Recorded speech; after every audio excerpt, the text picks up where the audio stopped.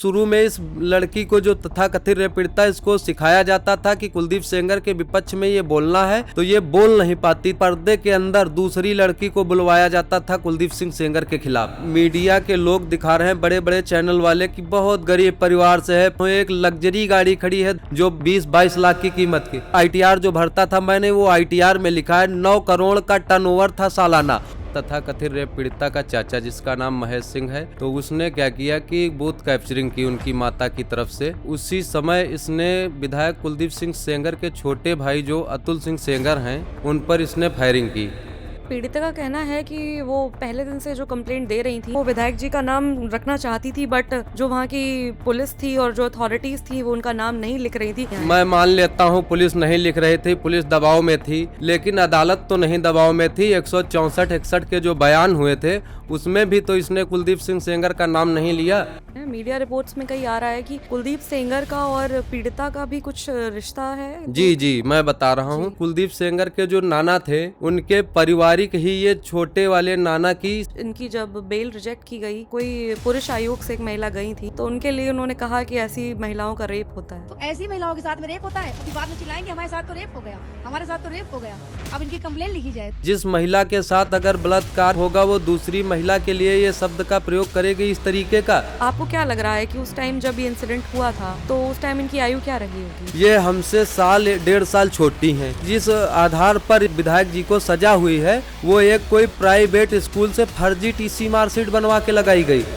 नमस्कार, मैं शौर्या। आज बेलगाम बंदा के इस एपिसोड में हम लाने जा रहे हैं आपके सामने उन्नाव केस के कुछ ऐसे पहलू जो शायद इससे पहले मीडिया में या तो बताए नहीं गए या इतने विस्तार से उसकी वो साइड नहीं दिखाई गई। आज हम पीड़िता के मामा के द्वारा इस कहानी को जानेंगे विस्तार से और शुरुआत से। आप अपना नाम बताइए पहले तो। मेरा नाम दीपक सिंह है। जी, आप पीड़िता को कैसे जानते हैं? पीड़िता हमारे रिश्तेदारी में है, दूर से थोड़ा है, लेकिन हम उनके मामा लगते हैं, वो हमारी भांजी लगती हैं। तो आप माखी गांव से ही हैं? माखी गांव से नहीं, हमारा गांव 5 किलोमीटर दूरी पे कोटरा गांव है, वहां से है। आप बताना चाहेंगे इस घटना के बारे में? जी बिल्कुल बताएंगे। जी दीपक जी, बताइए आप इस घटना के बारे में शुरुआत मैं से। सबसे पहले बताना चाहता हूं, कुलदीप सिंह सेंगर जी जो माननीय विधायक जी हैं, ये फतेहपुर खागा के रहने वाले हैं। ये माखी गांव में अपने नाना नानी के यहाँ रहने लगे थे। उनके 2 बेटियां थीं, लड़के थे नहीं, तो वो यहाँ पर आकर रहने लगे माखी गांव में। उसके बाद में इन्होंने यहाँ से राजनीतिक करियर में शुरुआत की प्रधानी से। प्रधानी का चुनाव लड़के इनकी माताजी ने, चुन्नी देवी ने। तो इनकी माताजी 2000 में, सन 2000 में चुनाव लड़ी। इनके सामने एक गांव के ही प्रतिद्वंदी थे जिनका नाम है देवेंद्र सिंह। देवेंद्र सिंह की माता सुषपाल सिंह की वाइफ लड़ी 2000 में चुनाव, जिसमें ये महेश सिंह है तथाकथित रेप पीड़िता का चाचा जिसका नाम महेश सिंह है। उस पर इस समय 17 मुकदमे दर्ज हैं। हिस्ट्री सीटर भी है और गैंगस्टर एक्ट में काफ़ी मुकदमे दर्ज हैं। तो उसने क्या किया कि बूथ कैप्चरिंग की उनकी माता की तरफ से, देवेंद्र सिंह की माता की तरफ से। और उसी समय इसने विधायक कुलदीप सिंह सेंगर के छोटे भाई जो अतुल सिंह सेंगर हैं, उन पर इसने फायरिंग की। फायरिंग करने के बाद विधायक जी के भाई ने थाने में मुकदमा दर्ज कराया, जिसमें ये जेल भी गया। ये पुरानी रंजिश थी इन लोगों की। उसके बाद में ये जेल चला गया। जेल जाने के बाद जब वहाँ से छूटने के बाद ये 15 साल लगभग गायब रहा, दिल्ली निकल गया, दिल्ली में रहने लगा महेश सिंह जो है। 15 साल बाद ये फिर से वापस आते हैं माखी गांव में। फिर से प्रधानी का चुनाव होता है। इस बार कुलदीप सिंह सेंगर के भाई अतुल सेंगर की वाइफ अर्चना सेंगर और देवेंद्र सिंह के भाई धर्मेंद्र सिंह की वाइफ आमने सामने प्रधानी के चुनाव में उतरते हैं। इस बार भी कुलदीप सेंगर की भाई की वाइफ अर्चना सिंह विजयी होती हैं। और इसका जो पीड़िता का पिता होता है सुरेंद्र सिंह पप्पू, वो फिर से विधायक जी के खिलाफ अनर्गल बातें, एक पैम्पलेट छपवाता है। उस पैम्पलेट में धमकी भरे शब्दों का यूज करता है, ग्राम सभा की जनता के लिए भी और विधायक जी के लिए किस भी। साल की बात है? ये 2015 की बात है, 2015 में। फिर उसके बाद में फिर से ये लोग विजयी हो जाते हैं। उसके बाद में ये जो इसका चाचा और पिता हैं, इनके खिलाफ पुरानी रंजिश तो थी ही, इनके खिलाफ षड्यंत्र रचना शुरू कर देते हैं ये और देवेंद्र सिंह दोनों लोग मिलके। उसी समय एक नया मोड़ आता है। उसमें शशि सिंह, जिनको बताया जा रहा है नौकरी दिलाने के बहाने ले जाती हैं पीड़िता की पीड़िता को लेके जाती हैं कुलदीप सिंह सेंगर के यहाँ। उन्हीं के लड़के और उनके लड़के का नाम था शुभम सिंह और उनके लड़के का ड्राइवर था नरेश तिवारी। नरेश तिवारी से इसके संबंध थे, कुछ बात करते थे आपस में, प्यार मोहब्बत की बातें करते थे। लेकिन ये लोग बता रहे हैं, जैसा कि इन्होंने एफआईआर जब लिखाई है, मैं शुरू से क्लियर कर देता हूँ, ये उनके साथ अपने मर्जी से गई थी, नरेश तिवारी के साथ। लेकिन इसके बाद में पुलिस में कंप्लेन होती ये है। 2017 की बात है। जी जी, पुलिस में कंप्लेन होती है। पुलिस में कंप्लेन होने के बाद ये औरैया से बरामद होके लड़की आती है। लड़की बरामद होने के बाद में गांव में एक पंचायत होती है, जिसमें गांव के बुजुर्ग लोग रहते हैं, मौजूद रहते हैं, काफ़ी संख्या में लोग रहते हैं। उस पंचायत में एक मुद्दा धरा जाता है महेश द्वारा, जो पीड़िता का चाचा है। उसके द्वारा कहा जाता है कि हमारी जो ये क्या कहते हैं बेटी, वो तथाकथित पीड़िता है, जो इसके साथ शशि सिंह के लड़के शुभम की शादी करा दी जाए। तो शशि सिंह इस पर तैयार नहीं होती हैं। वो साफ इनकार कर देती हैं कि मैं ऐसी लड़की के साथ शादी नहीं करूंगी, जो कई जगह बात करती है, कई लड़कों के साथ जा चुकी है। ये पहले भी कई लड़कों के साथ भग के जा चुकी है। तो उसमें फिर उसके बाद में ये महेश सिंह दबाव बनाने लगते हैं कि अगर शादी नहीं करोगे तो शशि सिंह का भी नाम बढ़वाएंगे। और शशि सिंह की बिटिया का नाम था निधि सिंह, जिसकी 2 महीने बाद शादी थी। उसके खिलाफ बोलते हैं कंप्लेन करेंगे जाकर थाने में। तब वहाँ के जो वरिष्ठ जन होते हैं पंचायत में, वो विधायक होने के नाते कुलदीप सिंह सेंगर जी को बुलाते हैं पंचायत में। तो ये जाते हैं। उसके बाद में इन्होंने कहा, ना मुझसे कोई शशि सिंह से मतलब है, शुभम सिंह से, ना पीड़िता से मतलब है। लेकिन जो निधि सिंह का नाम आ रहा है और शशि सिंह का जो नाम इसमें डलवाने को कह रहे हैं, ये नहीं होना चाहिए, क्योंकि ये लोग इसमें शामिल नहीं थे। इनका नाम कतई इसमें नहीं होना चाहिए। तो इसी बात से वो तो मुद्दा ढूंढ ही रहे थे रंजिश का। सन 2000 से लड़ाई चल रही थी महेश सिंह की।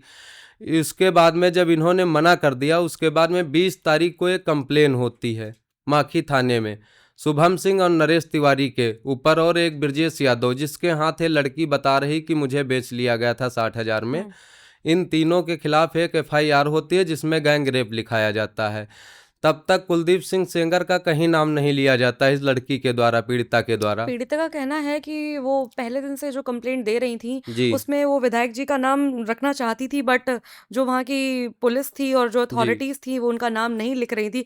इसकी वजह से उनका नाम आगे नहीं आया। मैं मान लेता हूँ पुलिस नहीं लिख रही थी, पुलिस दबाव में थी, लेकिन अदालत तो नहीं दबाव में थी। 164-61 के जो बयान हुए थे, उसमें भी तो इसने कुलदीप सिंह सेंगर का नाम नहीं लिया। तब कौन सा इसके ऊपर दबाव था? इसके ऊपर कोई दबाव नहीं था। और आप समझिए 2000 से इनकी रंजिश चल रही थी। इनके जो बड़े दादा थे, जिनका नाम था गुड्डू सिंह, और इनके पिता का नाम था सुरेंद्र सिंह पप्पू, इनके चाचा का नाम था महेश सिंह, जो इस समय तिहाड़ जेल में बंद हैं। कुलदीप सेंगर की लड़ाई तो ये मुकदमा तो 2017 में किया उन पर, लेकिन उसके ऊपर गैंगस्टर एक्ट के तहत और काफ़ी 302-307 के तहत मुकदमे 1993 से महेश के ऊपर दर्ज हैं। इन लोगों की इतनी दहशत थी कि उन्नाव जनपद में मिनी दाऊद इब्राहिम के नाम से जाने जाते थे।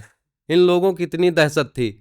एक बात और पूछना चाहूंगी मैं, मीडिया रिपोर्ट्स में कहीं आ रहा है कि कुलदीप सेंगर का और पीड़िता का भी कुछ रिश्ता है। जी जी, मैं बता रहा हूँ।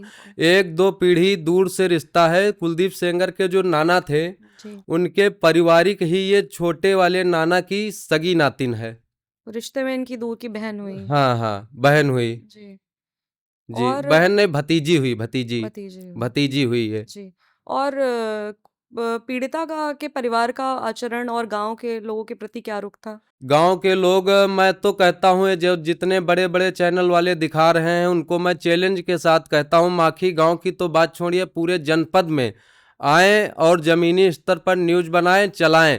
छोटे चैनल वाले चला रहे हैं, आप सब ने देखा होगा, लेकिन बड़े चैनल वाले चुप्पी साध गए। बिल्कुल बोलना बंद कर दिया जब से सच्चाई सामने आने लगी। आपने एक रिकॉर्डिंग सुनी होगी जिसमें खरोंच मारने की जी। बात पीड़िता के चाचा कह रहे हैं, तथा कथित रेप पीड़िता के चाचा। उस ऑडियो की उसको कोर्ट ने एडमिट भी जी किया है। जी जी वही कह रहा हूँ कि वो पूरा कोर्ट में उन्होंने खुद कहा है कि हाँ ये मेरी ऑडियो है। जी। और पीड़िता कहती है मीडिया में बैठकर झूठे सवालों पर बोलती है। वो कहती है कि ये फेक है, एआई द्वारा बनाई गई है, जनरेट की गई है। अगर एआई द्वारा जनरेट है तो इसके चाचा ने क्यों एक्सेप्ट किया कोर्ट में जाकर? और एक और बीच में पीड़िता और इनके चाचा का भी कोई विवाद हुआ था, जी जिसको उन्होंने बाद में आकर बोला कि ऐसा कुछ नहीं हुआ है, जी वो फेक वीडियो थी। लाइव आकर शायद उन्होंने अपने इन्होंने चाचा के वी- खिलाफ कुछ इल्जाम इन्होंने लगाए थे। वीडियो भी बनाया जिसमें इन्होंने कहा कि मेरे चाचा मुझको घर में रहने नहीं दे रहे हैं, मेरी माता जी और मेरी बहन, छोटी वाली बहन मुझे घर में रहने नहीं दे रही, मेरे चाचा के कहने पर चल रहे हैं ये लोग। कुछ मुझे पैसे का लेन देन जी का जी भी। मैं बता रहा हूँ वही बात, रहने नहीं दे रहे हो। मेरे चाचा कह रहे हैं कि 7 करोड़ का खर्चा आया है इस मामले में, जी। और अभी तक 2000 ही कलेक्शन हो पाया है पार्टियों द्वारा जो एनजीओ वगैरह दे रहे थे। तो 7 करोड़ जब दे दोगे तब घर में रहने देंगे। उसी वजह से इस तथाकथित रेप पीड़िता ने माखी थाने में खुद कंप्लेन दर्ज कराई थी। और मैं तो कंप्लेन की बात नहीं करता हूँ, इसने खुद एक वीडियो जारी किया था। वो क्या झूठा हो सकता है? बाद में आकर उन्होंने बोला कि जी इनकी आईडी से इनका जी वीडियो नहीं है। इन्हीं का वीडियो है। मैं तो कहता हूं जिस तरीके से अभी 2 दिन पहले सर्वोच्च न्यायालय ने आदेश दिया है कि फॉरेंसिक जांच कराई जाए इनके आवाज की, उसी तरीके से इनके सारे वीडियो और ऑडियो की जांच कराई जाए, सारे तथ्य सामने आ जाएंगे। जी। और इनकी बहन ने भी कोई कंप्लेंट दी थी जी जी इनके चाचा और इनकी माताजी के खिलाफ। इनकी बहन ने इनके चाचा के ऊपर, इनकी माताजी के खिलाफ, और इनकी बहन ने यह भी दिया है कप्तान के यहाँ लिख के कि कुलदीप सिंह सेंगर को फर्जी तरीके से फंसाया गया है, उनका कोई बलात्कार में हाथ नहीं है। आपको क्या लगता है इस पूरे मामले में कुलदीप सिंह सेंगर जी को क्यों फंसाया जा रहा है? मैं बता रहा हूँ, एक हमारे यहाँ ब्लॉक प्रमुख थे, नवाबगंज ब्लॉक पड़ता है, वहाँ के 50 साल से ब्लॉक प्रमुख थे अवधेश प्रताप सिंह, डॉक्टर अवधेश प्रताप सिंह। समाजवादी पार्टी के नेता शिवपाल सिंह यादव के करीबी रहे, बहुत करीबी रहे। तो वो कभी चुनाव नहीं हार रहे थे। उनको चुनाव में हराया रणवीर सिंह धुन्नी के दामाद हैं एक अरुण सिंह। उसमें उनका कहना था कि कुलदीप सिंह सेंगर ने हमें चुनाव हरा दिया और अरुण सिंह को चुनाव जितवा दिया ब्लॉक प्रमुखी का। उसके बाद में धीरेन्द्र सिंह उनके लड़के का नाम था। वो घोटाले में वो और उनके अकाउंटेंट जो थे, दोनों लोग, दुर्गेश सिंह, ये दोनों लोग जेल चले गए। जेल जाने के बाद में ये लोग इसी वजह से चिढ़ रहे थे। दूसरी चीज, माखी गांव के ही जिनका नाम लिया अभी देवेंद्र सिंह, उनकी राजनीतिक राजनीति में वो पीछे रहते थे और विधायक जी को कभी मतलब बदनाम किया करते थे। कभी वो भी उनके विधायक जी के खिलाफ पर्चे वर्चे बंटवाया करते थे, अनर्गल बातें किया करते थे। एक हमारे यहाँ गुल्लू बाबू थे, उनका बच्चा चोरी हुआ था, उसमें भी उनका कुछ हाथ था। और बाद में बता दिया गया कि कुलदीप सिंह सेंगर ने बच्चा उठवा लिया। भी माखी के हाँ, निवासी हैं। बोले कि कुलदीप सिंह सेंगर ने ये बच्चा वहां से उठवा लिया है, उनके पास पैसा कम पड़ गए। आप समझिए कि जिसके पास 2-2, 3-3 बार जो विधायक रहा वो बच्चा चोरी करेगा। कुलदीप सिंह सेंगर जी के खिलाफ इसके पहले कोई भी ऐसा मामला, जी जी कोई शिकायत, कोई जी कंप्लेंट दर्ज नहीं है। नहीं कोई वहाँ के कंप्लेंट लोगों, नहीं वहाँ थी। की महिलाओं का क्या कहना है? वहाँ की महिलाएं, वहाँ की तो महिलाएं छोड़िए, मैं पूरे जिले की, जनपद की बात कर रहा हूँ। आज पूरा जिला उनके जाने से रो रहा है।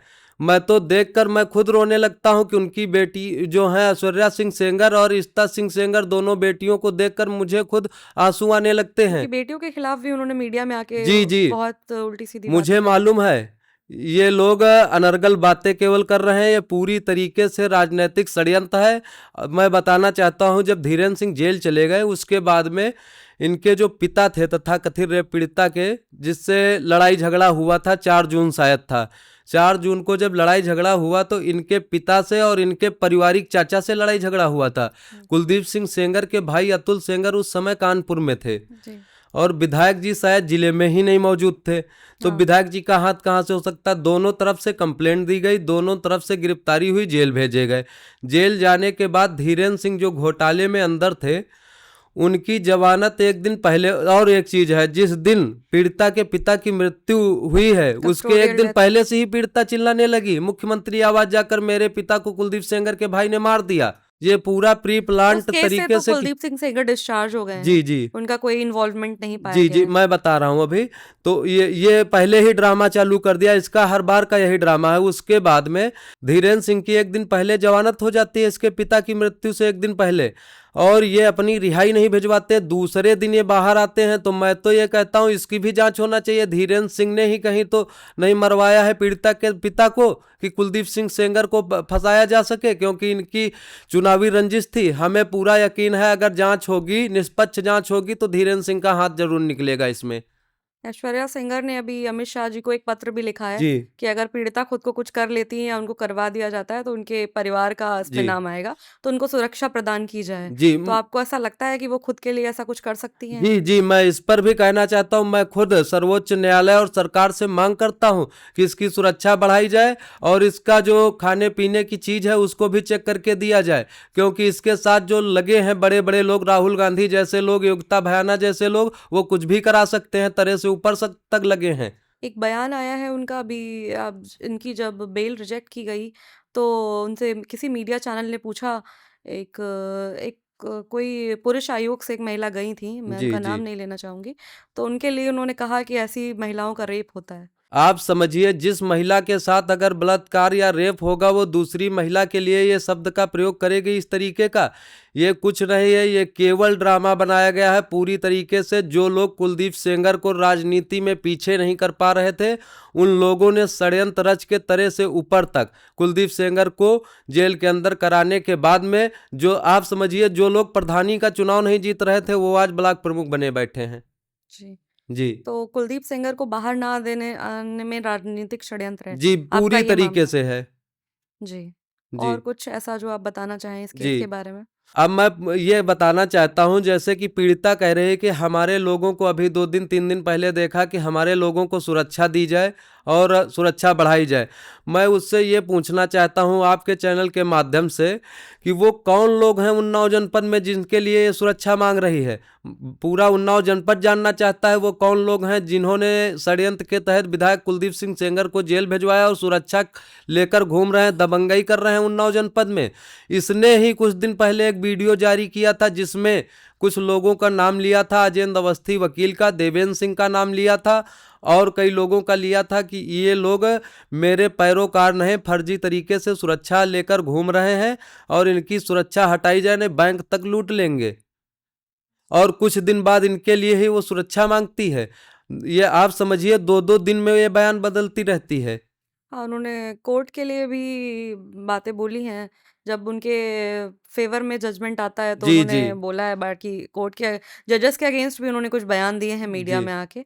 तो आपको क्या लगता है, हाई कोर्ट ने जो बेल प्रदान की थी कुलदीप सिंह सेंगर जी को, वो तो विटनेस के आधार पे दी थी, और बेल एक राइट भी होता है किसी भी, जी जी और वो 7.5 साल से ज़्यादा से टाइम से जेल में है। जी उसके बाद सुप्रीम कोर्ट ने उस पर रोक लगाई, इस पे आपका क्या कहना है? सुप्रीम कोर्ट ने रोक लगाई है। मैं न्यायालय का पहले भी सम्मान करता था, आज भी कर रहा हूं। और कोई भी ये जो हैं इनके पक्ष में अगर फैसला आएगा पीड़िता के पक्ष में तो ये खुश हैं। अगर कोर्ट के इनके पक्ष में फैसला नहीं देता, साक्ष्यों के आधार पर देता है, तो ये उस पर सवाल उठाएंगी। ये कहेंगी कि जज साहब 50-50 करोड़ में बिक गए हैं। ये कौन सी बात हुई? मैं तो कहता हूं कोर्ट को तुरंत न्यायालय को इनके ऊपर मुकदमा दर्ज करना चाहिए, जेल भेजना चाहिए ऐसे लोगों को। सबसे पहले जो इनके साथ में योगिता भयाना जी हैं, जो इनको सपोर्ट कर रहे हैं, मैंने योगिता भयाना को फ़ोन पर बताया, उसकी रिकॉर्डिंग भी वायरल हुई। सारी सच्चाई बताने के बाद उन्होंने फ़ोन नहीं रिसीव किया मेरा। अलका लांबा को मैंने बताया। अभी परसों मैंने तनुज पुनिया जो सांसद हैं कन्नौज के, यहाँ के बाराबंकी के, उनको बताया, वो भी नहीं बोल पा रहे। मैंने कहा सुकन्या देवी ने भी तो आरोप लगाया था राहुल गांधी पर कि वो भी तो बेल पे हैं, उनको भी जेल होना चाहिए। आज तुम कर रहे हो षड्यंत्र कुलदीप सिंह सेंगर जी के साथ, कल आपके साथ भी होगा। बेल का मतलब ये नहीं होता कि केस खत्म हो गया है। जी बेल एक सिर्फ एक राइट होता है हर क्रिमिनल का। जी तो बेल मिलने का मतलब ये नहीं है कि आरोप खत्म हो गए हैं या जी केस चलता रह सकता है। हाँ, बेल तो जी मिलना, बेल के खिलाफ उन्होंने इंडिया गेट के सामने जाके प्रदर्शन किया। प्रेशर, आपको लग रहा है कि वो प्रेशर डालने की कोशिश कर रही है बिल्कुल न्यायिक प्रेशर किया व्यवस्था? था, बिल्कुल प्रेशर डाला था। अगर प्रेशर नहीं होता तो इनका राइट था सीधा जाके सुप्रीम कोर्ट में ये चैलेंज करते हो। सुप्रीम कोर्ट वैसे भी स्टे दे देता, नहीं स्टे दे देता तो साक्ष्यों के 1-2 तारीख तो देता ही। उसके बाद में इनको जमानत देता साक्ष्यों के आधार पर, लेकिन इन्होंने पहले ही कोर्ट पर दबाव बनाना चालू क्या कर इन दिया। लोगों को लगता है कि अगर कुलदीप सेंगर बाहर आ गए तो शायद इनका षड्यंत्र ज्यादा दिन चल नहीं पाएगा? जी जी बिल्कुल, पूरी तरीके से षड्यंत्र खुल चुका है। इन्होंने धरना प्रदर्शन करके षड्यंत्र जो छुपा हुआ था धीरे धीरे सारे लोग उन्नाव जनपद के बोलने लगे हैं, नहीं तो इनसे तो डरते थे। इनकी ही एक वकील है उन्नाव जनपद की, रश्मि सिंह सेंगर, जो इनके चाचा का केस लड़ रही थी, उनके चैम्बर में जाकर इन लोगों ने मारपीट की थी सीआरपीएफ वालों के साथ।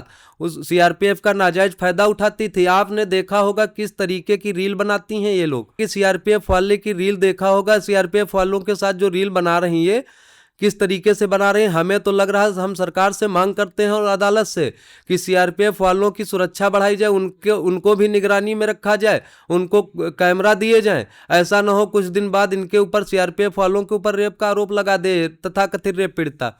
आपको क्या लगता है कि ऐसे वो अपने महिला होने के अधिकारों का मिसयूज कर रही हैं? जी जी पूरी तरीके से। मैं एक चीज और आपको बता देना चाहता हूं, जो महेश सिंह है ये तथाकथित रेप पीड़िता है। मैं अभी आपको वीडियो भेज दूंगा, देख लेना।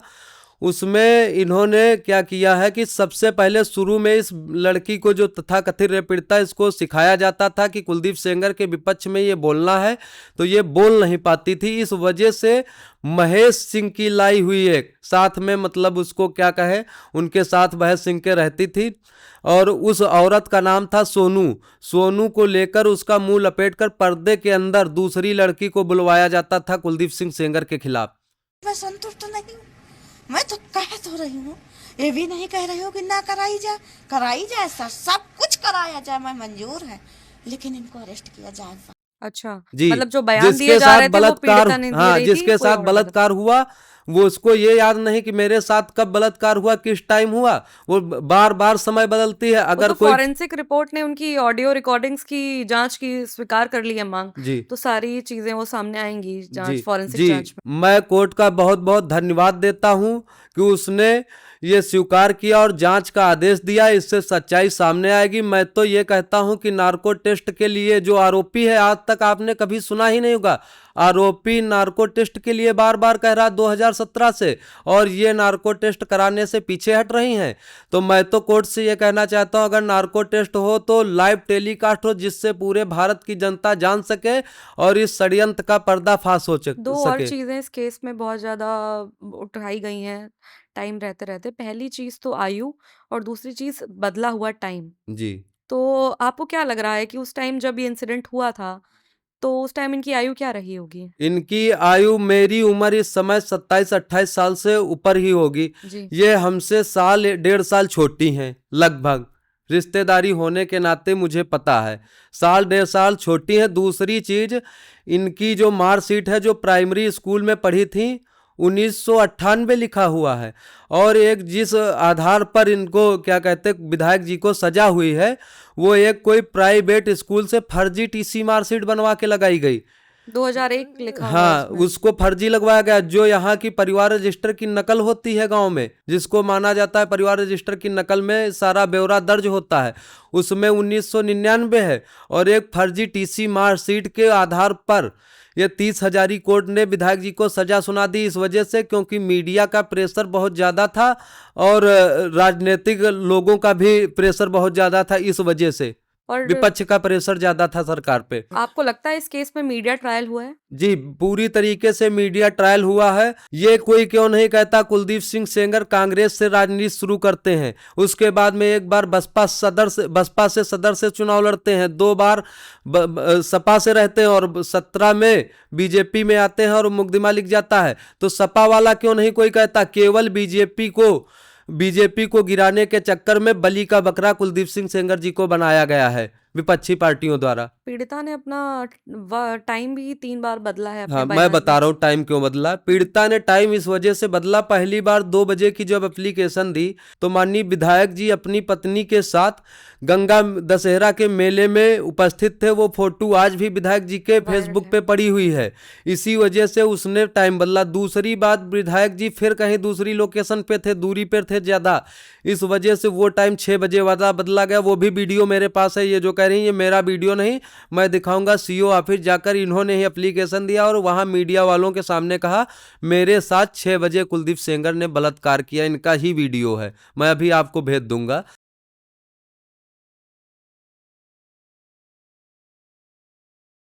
तो इन्होंने वो भी समय बदल दिया क्योंकि लोकेशन कहीं दूर की थी। तीसरी बार जब इन्होंने बताया कि मेरे साथ 8 से 8:30 बजे तक कुलदीप सेंगर ने बलात्कार किया और मेरा फ़ोन छीन लिया गया, उस समय कुलदीप सिंह सेंगर जी की तीनों फ़ोनों की लोकेशन 16 से 17 किलोमीटर दूरी पर पड़ता है। माखी गांव से कुलदीप सिंह सेंगर का कार्यालय उन्नाव जनपद में, वहां की लोकेशन थी। और इसने कहा मेरा फ़ोन छीन लिया गया था। और मैं कहता हूं, मैं नहीं कह रहा हूं, ये सीडीआर निकलवाई थी जो सीबीआई ने, उस सीडीआर के हिसाब से 7:52 से 9 बजे तक कभी 10 मिनट, कभी 5 मिनट, कभी 2 मिनट, कभी 40 मिनट बराबर बात करती रही।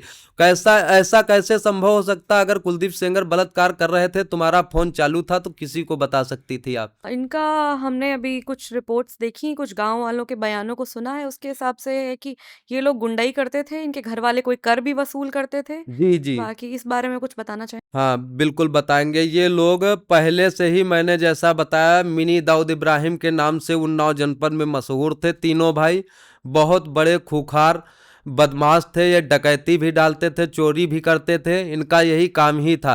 आपने पेपर भी देखा होगा, नहीं देखा होगा तो मैं अभी भेज दूंगा। अपराधी गुड्डू सिंह की चोटहिल होने के कारण सरकारी अस्पताल में उन्नाव में हुई थी मौत, ऐसा कुछ लिखा है हेडिंग में, मैं अभी आपको भेज दूंगा। तो ये लोग अगर दुकान पे, ये लड़कियां सिगरेट भी पीती हैं, दारू भी पीती हैं, अगर इनके पास कोई इनसे कह दे कि मतलब इन्होंने सामान लिया, उसके बाद में पैसे मांग दे, तो ये गालियां देने लगती हैं। इतनी बदतमीज लड़कियां हैं। तो आपको लगता है कि अगर मीडिया चैनल्स ने इसको स्टार्टिंग से 2017 से सही से कवर किया होता, तो ये सारी चीज़ें जो अब हम 2026 में बात कर रहे हैं, ये 2017 में ही सामने आ गई? जी बिल्कुल, हम लोगों ने शुरू से आवाज उठाई। मैं क्यों इनके साथ हूं, विधायक जी के, क्योंकि ये निर्दोष हैं। मैं जानता हूं पूरी तरीके से, अगर ये सही होती तो मेरी रिश्तेदार थी, मैं इनके साथ खड़ा होता। कुलदीप सेंगर से मैं कोई डरता नहीं हूं, ना मुझे कुछ खाने के लिए दे देते हैं, लेकिन बात यह है, सच्चाई की बात है, इस वजह से मैं बोल रहा हूं। तो ये मीडिया ट्रायल की वजह से हुआ। अगर मीडिया के सामने हम लोग 2017 से ही सच्चाई रख रहे हैं, लेकिन मीडिया एक तरफा दिखा रही थी, पता नहीं किसके दबाव में थी। कुछ बीजेपी के भी नेता इसमें मिले थे, आपको लगता है कि रूलिंग पार्टी इन्वॉल्व है? हाँ, रूलिंग पार्टी भी इन्वॉल्व है, और कुछ बीजेपी के नेता हमारे उन्नाव जनपद के ही मिले हुए थे इसमें, उनका मैं नाम नहीं लेना चाहता हूँ। क्या इनकी राजनीतिक महत्वाकांक्षाएं ही इनके बाहर ना आने का कारण बन रही हैं? जी जी, कि लोगों को डर है कि अगर बाहर आ जाएंगे तो शायद उनकी जी राजनीतिक जी, मैंने बताया ना कि जो लोग प्रधानी का चुनाव नहीं जीत रहे थे, आज ब्लॉक प्रमुख बने बैठे हैं, चेयरमैन बने बैठे हैं, वो लोग अब ब्लॉक प्रमुख बने बैठे हैं। वही लोग इनको षड्यंत्र करके फंसाए हैं पूरी तरीके से। आप न्यायपालिका से और सरकार से क्या कहना चाहेंगे? न्यायपालिका से हम यही कहना चाहते हैं, किसी के दबाव में आकर और मीडिया ट्रायल के दबाव में आकर फैसला न करें, साक्ष्यों और सबूतों के आधार पर फैसला करें। मुझे पूरा न्यायपालिका पे भरोसा है, इसीलिए हम लोग 7.5 साल से कोई धरना प्रदर्शन नहीं किए, और मुझे अभी भी न्यायपालिका पे पूरा भरोसा है। लेकिन मेरा एक 11 तारीख को वहां पर मेरा क्या, सर्व समाज का एक आंदोलन है, न्याय महापंचायत जंतर मंतर पे। वो भी कोई उग्र प्रदर्शन नहीं है, शांतिपूर्वक प्रदर्शन है। वहां पर केवल मांग रखी जाएगी नार्को टेस्ट की, और साक्ष्यों के आधार पर फैसला हो सुप्रीम कोर्ट द्वारा। मुझे न्यायपालिका पे पूरा भरोसा है। मुझे लगता है न्यायपालिका स्वतंत्र होनी चाहिए, किसी के दबाव में फैसला नहीं करना चाहिए। जी बिल्कुल, फेयर ट्रायल की मांग हम सभी रख रहे हैं, और फेयर ट्रायल हम एक संवैधानिक देश में रहते हैं, क्योंकि हम संविधान से चलते हैं, तो हर नागरिक का अधिकार है फेयर ट्रायल का, राइट टू बी हर्ड उसका प्राइमरी राइट है।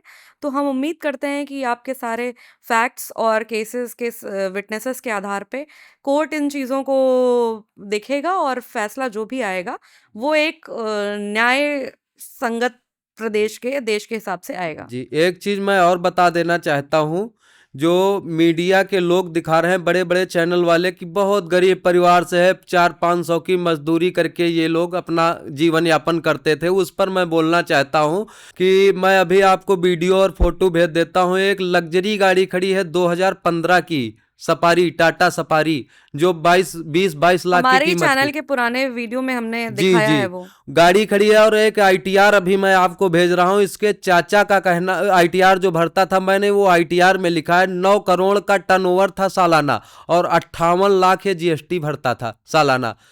तो ये गरीब कैसे हुए? ये तो एक निरेटिव सेट किया जा रहा है विधायक जी के खिलाफ कि गरीब बता दो और बाहुबली विधायक बता दो, जिससे ये हो कि गरीब लोगों के सारे ऊपर मीडिया अत्याचार, चैनल हाँ, बाहुबली अत्याचार कर विधायक। रहे थे कुलदीप सिंह सेंगर। जी, अत्याचार कर रहे थे, तो फिर और कोई उनके अगेंस्ट आज तक वही नहीं तो हुआ? मैं कह रहा हूं, कोई आज तक एक कंप्लेन हो बता दे कोई। कुलदीप सिंह सेंगर हमेशा गरीब मजलूमों की मदद करते थे। पूरा उन्नाव जनपद जानता है कि कुलदीप सेंगर पूरी तरीके से निर्दोष है और सबने आवाज भी उठाई, लेकिन इन मीडिया वालों ने नहीं कहा, आवाज नहीं उठाई उन्नाव जनपद की। जो मन में आया वो कहते गए ये लोग। कुलदीप सेंगर के अंदर होने से आप लोगों को कैसे इफेक्ट हो रहा है? वहाँ के लोगों को कैसे देखते हैं वो इस चीज को? वहां के लोगों को, हमको भी कुलदीप सेंगर के रहते हुए आम लोगों की मदद होती थी। अभी बीच में देखा होगा खाद की शॉर्टेज हो गई थी, लोगों को खाद नहीं मिल रही थी।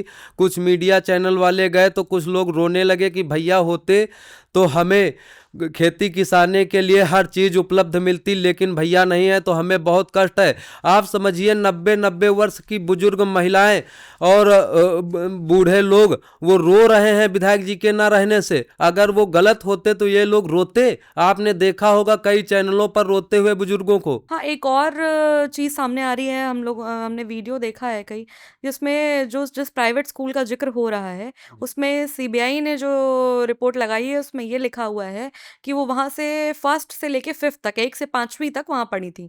बट स्कूल का कहना है कि वो 3री से 5वीं तक वहाँ पढ़ी थी।